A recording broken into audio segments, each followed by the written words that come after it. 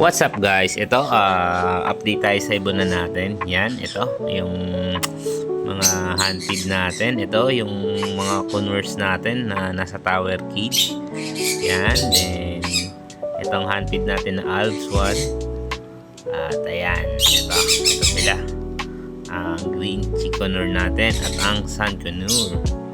Yan, ito si Syro. Kasi hindi pa natin pwede ilagay doon kasi matanda baka kasi mang-away. Trinay ko ipasok kaso parang nambubuli. Then i-check natin tong nest box ng handfeed natin dati na pre-flyers. Yan meron na silang egg. Yan, bali 6 ang egg niyan. Ang sipag.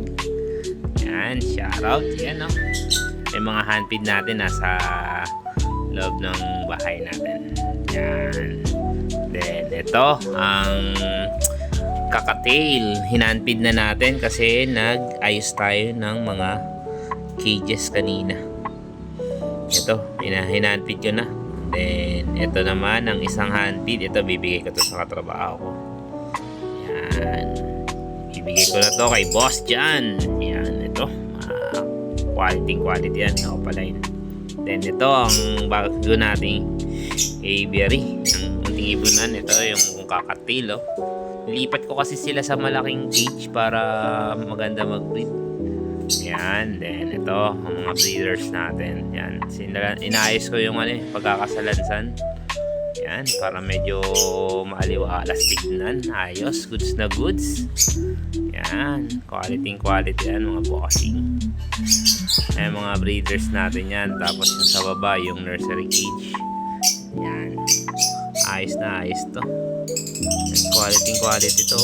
Then ito naman ang ating flight cage. Ito flight cage yan. Dito natin nilalagay lahat ng mga ipon. Talagang mga painakay, mga anak. Yan, dyan sila magpapares-pares. Yan, nandyan sila lahat. Flight cage. Yung size ng flight cage natin na 2x2x4.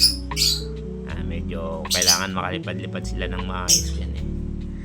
Ayan, happy birding. Ayos, goods.